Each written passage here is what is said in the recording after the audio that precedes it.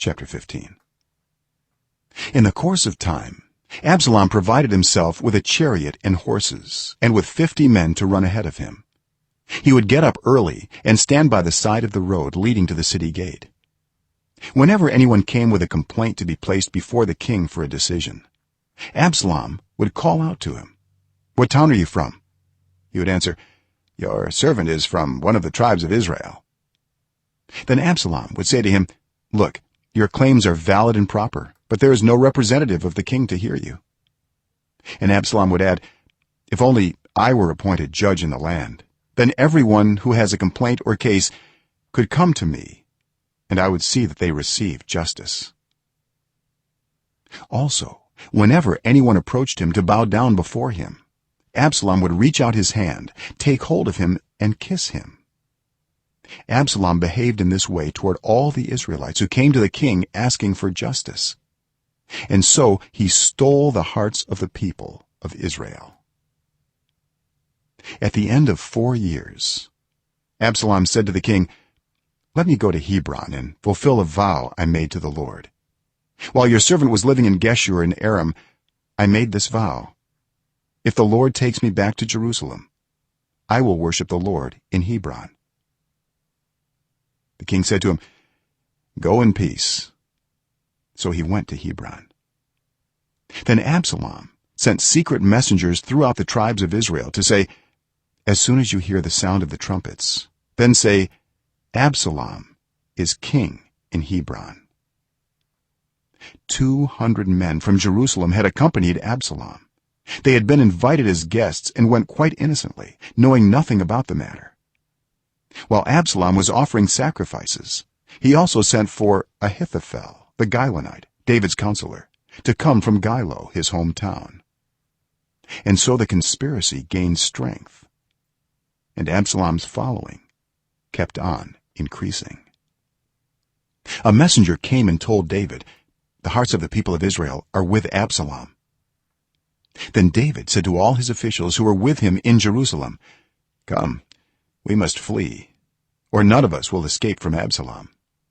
We must leave immediately, or he will move quickly to overtake us and bring ruin on us and put the city to the sword."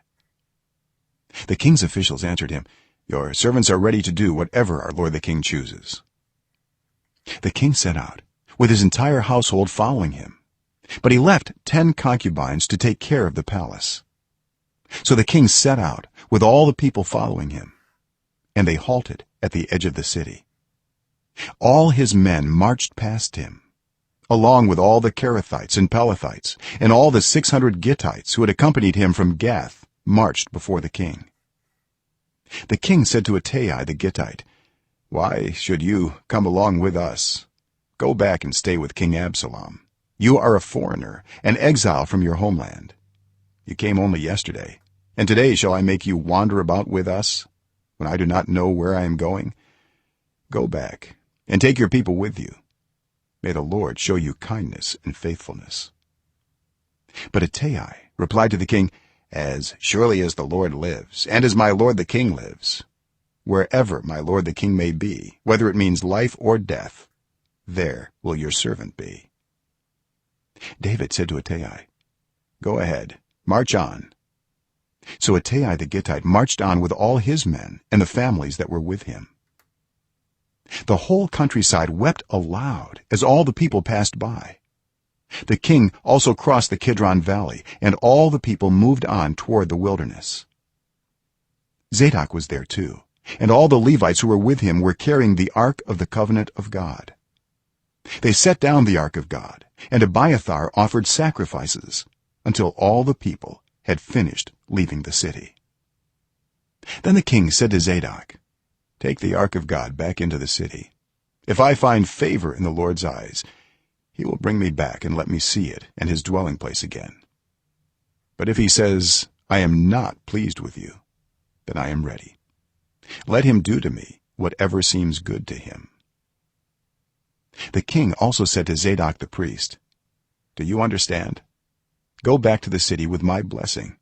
Take your son Ahimaaz with you, and also Abiathar's son Jonathan. You and Abiathar return with your 2 sons. I will wait at the fords in the wilderness until word comes from you to inform me." So Zadok and Abiathar took the ark of God back to Jerusalem and stayed there. But David continued up the Mount of Olives, weeping as he went. His head was covered and he was barefoot. All the people with him covered their heads too and were weeping as they went up. Now David had been told, "Ahithophel is among the conspirators with Absalom." So David prayed, "Lord, turn Ahithophel's counsel into foolishness." When David arrived at the summit where people used to worship God, Hushai the Archite was there to meet him, his robe torn and dust on his head. David said to him, "If you go with me, you will be a burden to me. But if you return to the city and say to Absalom, 'Your Majesty, I will be your servant. I was your father's servant in the past, but now I will be your servant,' then you can help me by frustrating Ahithophel's advice. Won't the priests Zadok and Abiathar be there with you? Tell them anything you hear in the king's palace. Their two sons, Ahimaaz son of Zadok and Jonathan son of Abiathar, are there with them. Send them to me with anything you hear." So Hushai, David's confidant, arrived at Jerusalem as Absalom was entering the city.